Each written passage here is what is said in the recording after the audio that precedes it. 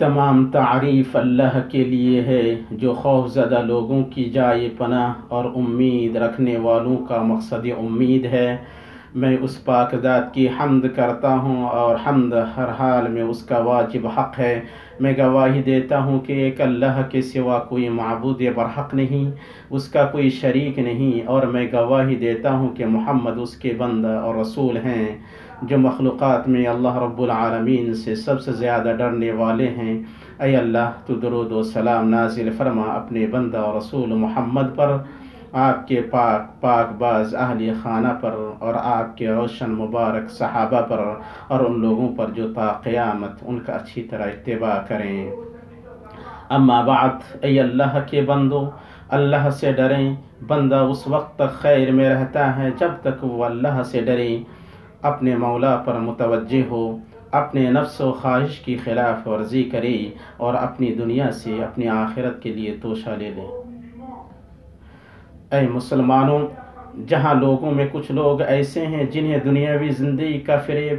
دنیا کی طرف پورا میلان، خواہشات کی پیروی اور صحیح عقیدے سے ناواقفیت ہر اس چیز سے ڈرنے پر ابھارتی ہے جس سے وہ لاحق ہونے والا خطرہ یا واقع ہونے والا شر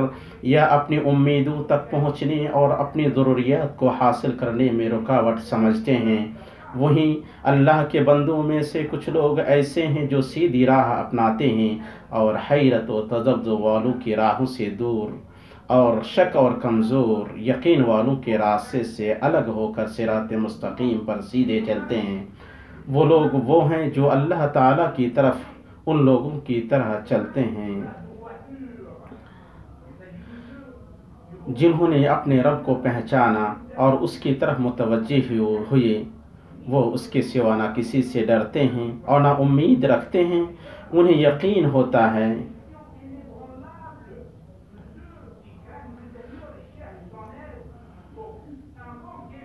یہ وہ لوگ ہیں جو ان لوگوں کی طرح اللہ کی طرف چلتے ہیں جنہوں نے اپنے رب کو پہچانا اور اس کی طرف متوجہ ہوئی۔ وہ اس کے سوا نہ کسی سے ڈرتے ہیں اور نہ امید رکھتے ہیں، انہیں یقین ہوتا ہے کہ مقام خوف اپنے رب کی عبادت کرنے والوں اور اسی سے مدد مانگنے والوں کے عظیم ترین مقامات میں سے ہے، جو دلوں کے لیے زیادہ نفع بخش اور دنیا و آخرت میں مخلوق کی زندگی پر زیادہ اثر انداز ہونے والا ہے۔ وہ ہر اولاد آدم پر فرض ہے، جیسا کہ اللہ تعالیٰ کا فرمان اس پر دلالت کرتا ہے۔ یہ خبر دینے والا صرف شیطان ہی ہے جو اپنے دوستوں سے ڈراتا ہے، تم ان کافروں سے نہ ڈرو اور میرا خوف رکھو اگر تم مومن ہو۔ اور اس کا یہ فرمان بھی ہے، اب تمہیں چاہیے کہ لوگوں سے نہ ڈرو اور صرف میرا ڈر رکھو۔ ایسے ہی اللہ سبحانہ و تعالیٰ نے یہ خوف رکھنے والوں کی خوب تعریف اور مدح سرائی اپنے اس فرمان میں کی ہے۔ اللہ کا فرمان ہے، یقیناً جو لوگ اپنے رب کی ہیبت سے ڈرتے ہیں اور جو اپنے رب کی آیتوں پر ایمان رکھتے ہیں اور جو اپنے رب کے ساتھ کسی کو شریک نہیں کرتے، اور جو لوگ دیتے ہیں جو کچھ دیتے ہیں اور ان کے دل کپکپاتے ہیں کہ وہ اپنے رب کی طرف لوٹنے والے ہیں، یہی ہیں جو جلدی جلدی بھلائیاں حاصل کر رہے ہیں اور یہی ہیں جو ان کی طرف دوڑ جانے والے ہیں۔ وہ یوں کہ یہ لوگ، جیسا کہ حسن رحمہ اللہ نے کہا، طاعت کے کام کیے اور ان میں محنت کی، ساتھ ہی انہیں ڈر رہا کہ وہ رد نہ کر دیے جائیں۔ معلوم ہوا کہ مومن میں نیکی اور ڈر اکٹھا ہیں اور منافق میں بدی اور عذاب سے بے خوفی اکٹھا ہیں۔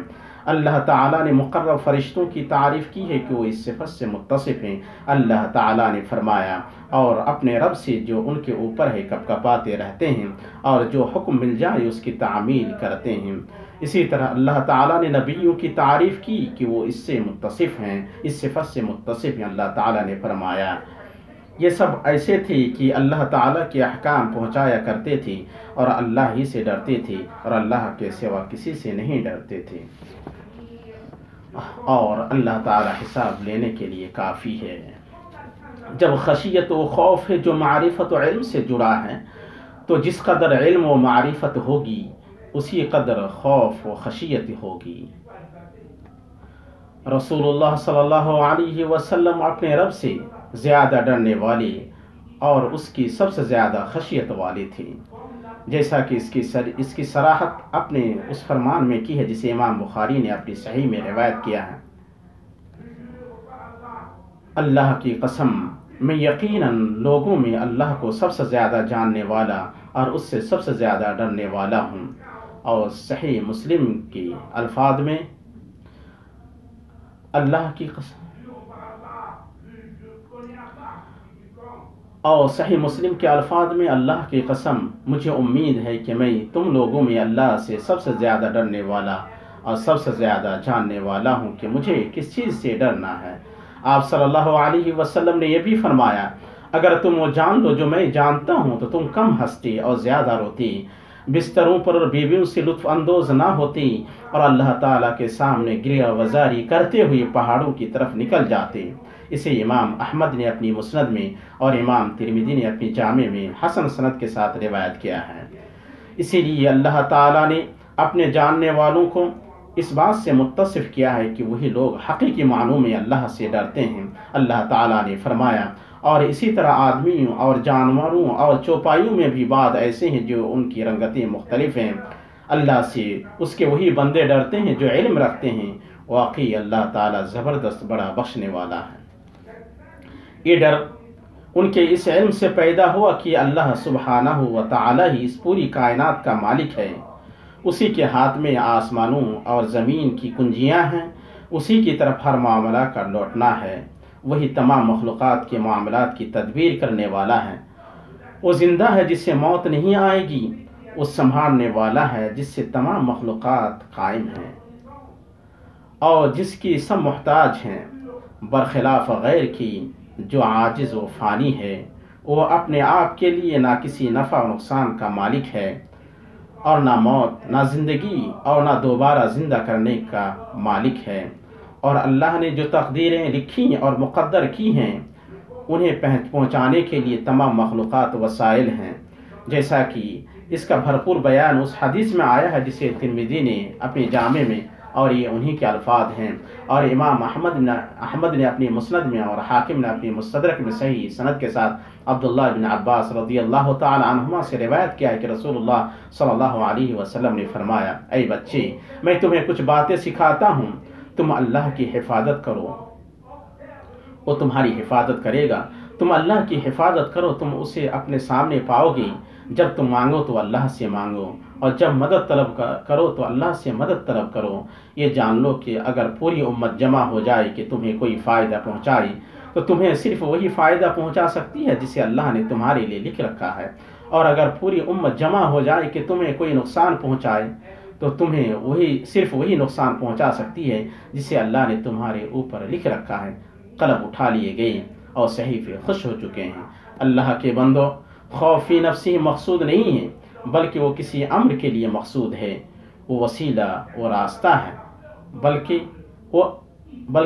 وسیلہ و راستہ ہے، مقصد و ہدف نہیں۔ چنانچہ خوف اس وقت ختم ہو جاتا ہے جب وہ چیز ختم ہو جائے جس سے خوف ہو۔ اسی لیے جنت والوں کا عالم یہ ہوگا کہ جنت میں نہ ان پر خوف ہوگا اور نہ وہ غمگین ہوں گی، کیونکہ ان سے عذاب کا خوف ختم ہو جائے گا، اور اللہ کی اطاعت پر جمے رہنے اور اس کی معصیت سے بچنے کے ثواب کے طور پر وہ اللہ کے فضل و کرم سے ہمیشگی اور ثواب والی گھر میں داخل ہوں گے۔ اسی لیے جیسا کہ اہل علم نے کہا،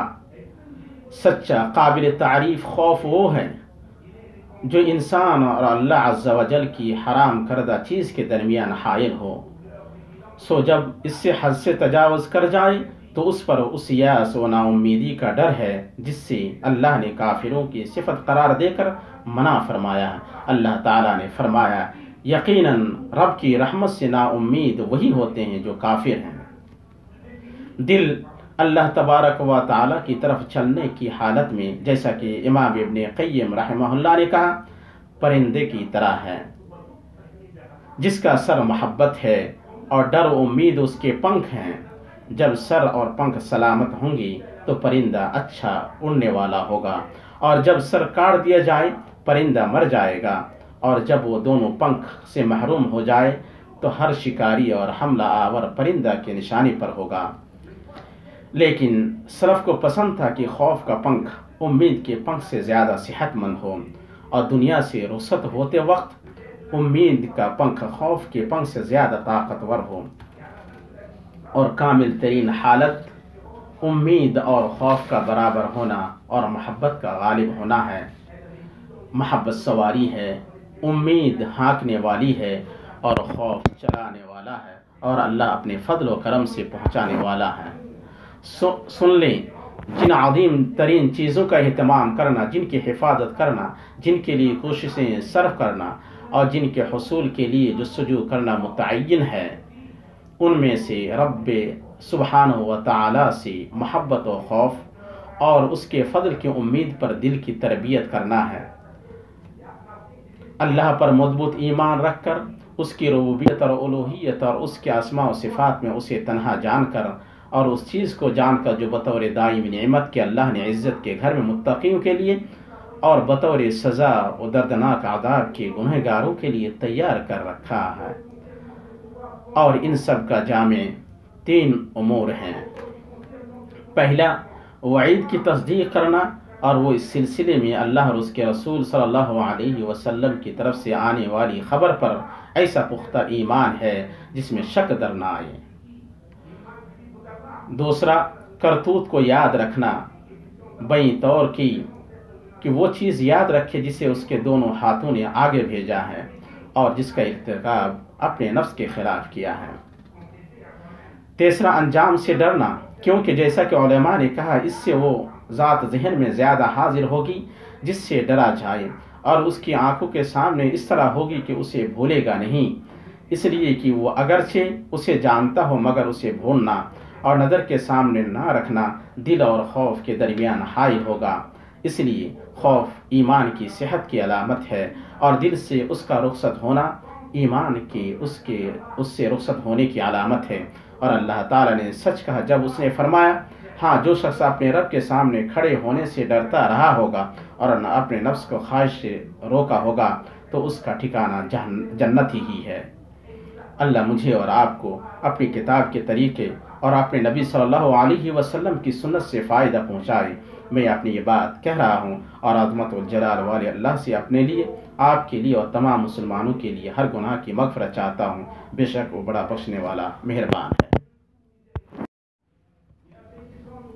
ہر طرح کی تعریف اللہ کے لیے ہے جس نے کتاب نازل فرمائی، وہی نیک لوگوں کا کارساز ہے۔ میں اس پاک ذات کی حمد بیان کرتا ہوں جو اپنے بندوں میں خشیت و خوف والوں سے محبت کرتی ہے۔ میں گواہی دیتا ہوں کہ ایک اللہ کے سوا کوئی معبود برحق نہیں، اس کا کوئی شریک نہیں، اور میں گواہی دیتا ہوں کہ ہمارے سردار اور نبی محمد اللہ کے بندے اور رسول ہیں جو متقیوں کے امام اور خاتم النبیین ہیں۔ اے اللہ، تو درود و سلام نازل فرما اپنی بندہ اور رسول محمد پر، ان کی آل اور تمام صحابہ پر، تابعین پر اور لوگوں پر جو تا قیامت ان کا اچھی طرح اتباع کریں۔ اما بعد، اللہ کے بندوں، گناہوں کے گڑھے میں پڑنے اور خطاؤں اور مہلکات کی گندگیوں میں ملوث ہونے کی وجہ سے الگ تھلگ پڑنے